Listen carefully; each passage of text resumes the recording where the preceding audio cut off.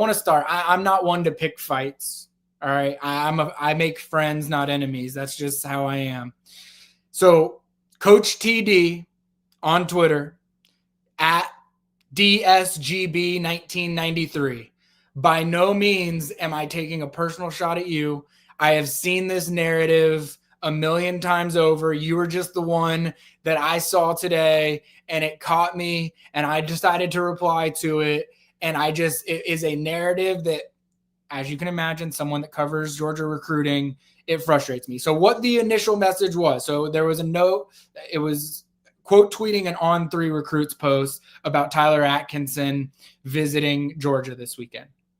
And the message, the quote or the tweet from Coach TD says, "I don't even get excited for recruits anymore coming to Georgia after watching Kirby recruit Justice Terry for 5 years and him picking Texas over money."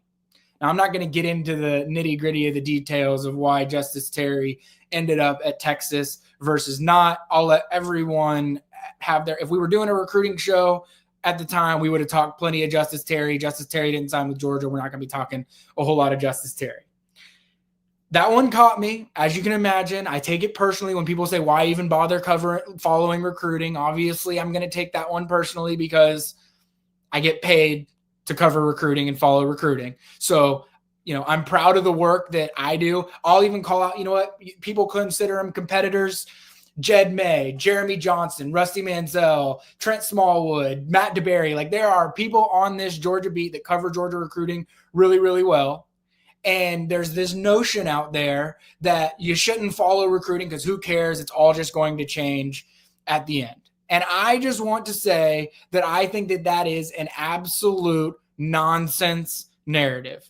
Are there examples? Can you point to the Justice Terry and say, oh, Georgia recruited him for 5 years and he ended up going to Texas? Yeah, you can. You know who else recruited him for 5 years? Texas recruited him for 5 years. Like, you can, well, maybe Texas didn't recruit him as long as Georgia did. I'll be the first to acknowledge that in that specific situation. But yes, of course, there are going to be examples of guys that Georgia recruited and didn't end up signing. It's just the nature of the beast. But the reality is, when you are a Georgia fan in particular, not every program is as blessed by the roster management approach that Georgia takes to be able to say this. But I can say this definitively about Georgia. And I'm just going to call out just from the last cycle: Zayden Walker, Elijah Griffin, Elias Williams, Juan Gaston, Cortez Smith, Talon Taylor. Talon Taylor maybe a little bit later than some of the others. But those are just a handful of guys just from the last signing class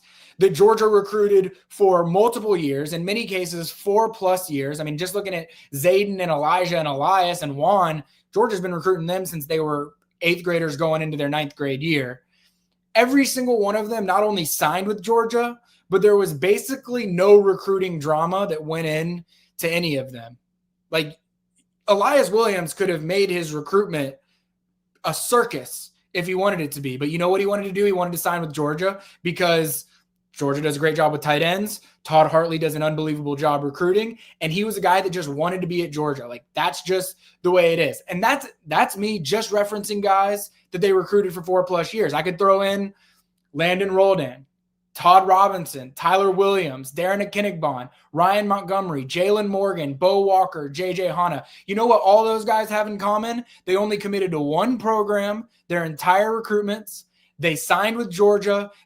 Once they committed to Georgia, outside of Ryan Montgomery, because he's a quarterback and quarterback recruitments get absolutely out of control in the last 24 hours before signing day, every single one of them never wavered, always wanted to go to Georgia, was always going to want to go to Georgia, even though there were other programs that kept recruiting them until the end. So I just want to call that out. I will also say, I went through the roster. I might be off by a number or two, so if I'm wrong, somebody can chime in after the fact and correct me.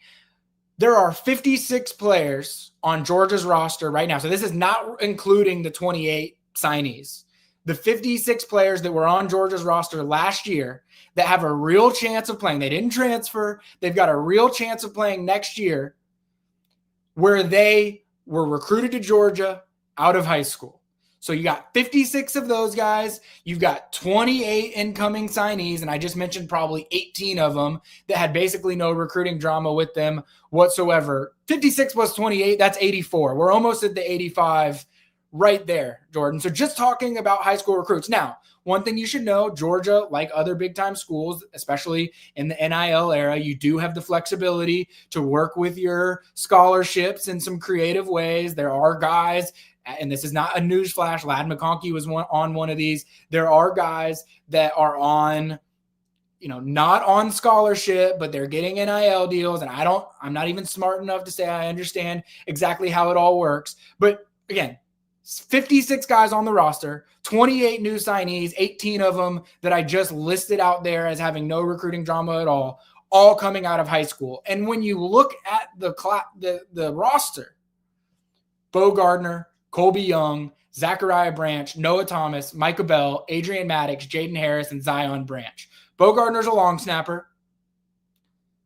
The other, Colby Young, was on the roster last year. We don't 100% know what the status of that is going to be looking ahead to next year.